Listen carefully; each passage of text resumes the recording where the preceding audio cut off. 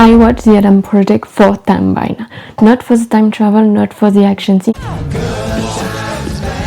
not even for Ryan Reynolds. I can't believe you're here! But for the mid-century house that made grief feel safe. It looks open, exposed, all that glass, but somehow it feels protected, held, calm, comforting. And that's not accidental. Hi, I'm Celine, interior and building designer, and in this video I'm gonna show you 4 specific design choices that make this house the most comforting home in recent, and why do we need more home like this in real life? Because this isn't just set design, it's emotional architecture. Like I said, I returned to this movie a lot, and I wonder why. Wasn't for the great cast, Jennifer Garner, Zoe Saldana, Mark Ruffalo, again maybe a little bit for Mark Ruffalo.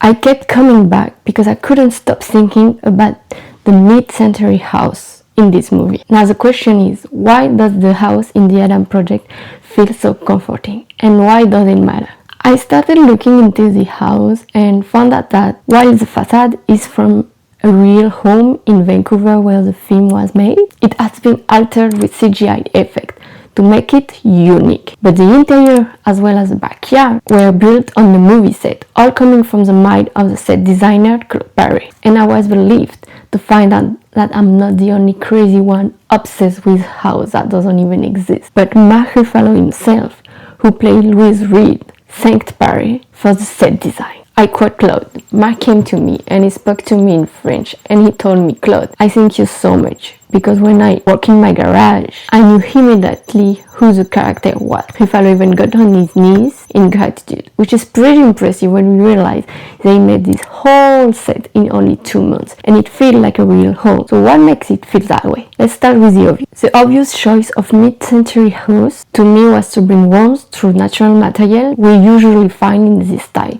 like wood that keeps everything cozy in a modern home, natural stones that connect you to nature, and desaturated colors that calm you down. From the entryway, you see that golden soft glow bouncing off the wood thanks to the warm lighting. This is my son, Adam. Adam, this is Derek. Those massive windows aren't exposing the family at night. They turn the house into a glowing lantern. From the outside, you see warmth. From the inside, you wrap in a protective bubble where the world can get in. Glass isn't vulnerability here. It's one-way mirror of safety. But it's comforting, because it doesn't demand anything from you. No performance, no perfection, no statue display. You can show up messy like old Adams, Put the bat down. graving like young Adams, falling apart like the mother, and the house doesn't judge, it just holds space for you. That's what Haley tells her husband, and the house is designed to prove her right. News for you. He doesn't need perfect. He just needs you. Human scale, marketplace furniture, a tulip dining table you've seen before. This isn't aspirational, it's accessibility. It says this house could be your home. It's not opulent, it's just a family home like yours, like mine. Yeah, I need to pay the insurance on the house today. Notice how the house has different zones. Kitchen, the living room, the bedrooms, but they all flow together. That spatial hierarchy. You know where you are, but you never cut off from the people you love. It's enclosure without claustrophobia. Listen, while I'm out, lock up the back. Like I say, you enter in a bubble without feeling enclosed. That's because the soft transition between rooms calm your nervous system. You can move through the space without jarring shift. And what's genius is that the open concept layout not only allows easy communication between spaces for the character, but it also allows the filming crew to move around easily and catch a scene from different angles. At the end, the house represents stability, emotional permanence, and memory for each main character. It contrasts with the time travel, fractured timeline, and chaos of usually sci-fi movies. You know the potential for catastrophic changes to the time. This fridge that doesn't close, it's not just a plot device for when young Adam meets old Adams. You know how to close the fridge. It's proof this house has been lived in. It has history. And here's why this actually matters beyond just one movie. Hollywood usually shows grief like this: dark room, closed curtains, people hiding from the world. But real healing isn't about hiding in the dark. It's about having space to feel, light to see forward, and nature to remind you that life goes on. This house says your pain is valid and you're gonna be okay. Comfort isn't excitement, it's permission to be unguarded. And that's what this house represents, thanks to great design psychology. Contemporary design often prioritizes efficiency, productivity, image. Mid-century modern prioritize emotional safety, presence, memory. The heart of the movie asks, who are you? Who do you want to be? How do you want to be remembered? That's why this house feels more real than anything else in this sci-fi movie. Wait a minute. You're saying Dad invented time travel?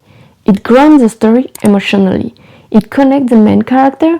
Without it, the film wouldn't work. That's the genius of this house. Not just beautiful, it's doing the emotional work that most spaces forget to do. The wood holds you when you need to be held. The forest reminds you you're not alone. The light keeps coming even when everything feels dark. And the space lets you breathe. In my opinion, this house doesn't solve their grief. It doesn't erase their pain. It just loves them through it. And maybe that's why this movie stays with people. Because deep down, we all want home that does that for us. So if you've been wondering, like me, why you can't stop thinking about this house, well, maybe that's why. It's not just set design, it's emotional architecture. Thank you for watching my first ever YouTube video. I hope you like it. I hope you're fine. Let me know in the comment below, did you see the movie? Did you notice the house? Like me, please tell me. Space tells story, if you know how to listen. If you want to learn this language with me, please subscribe, like the video, share with a friend, and let me know which space you want me to analyze next. On the screen is our next dive into architecture as a main character in the show Charmed. And with that, I'm Celine, your space storyteller. See you next time.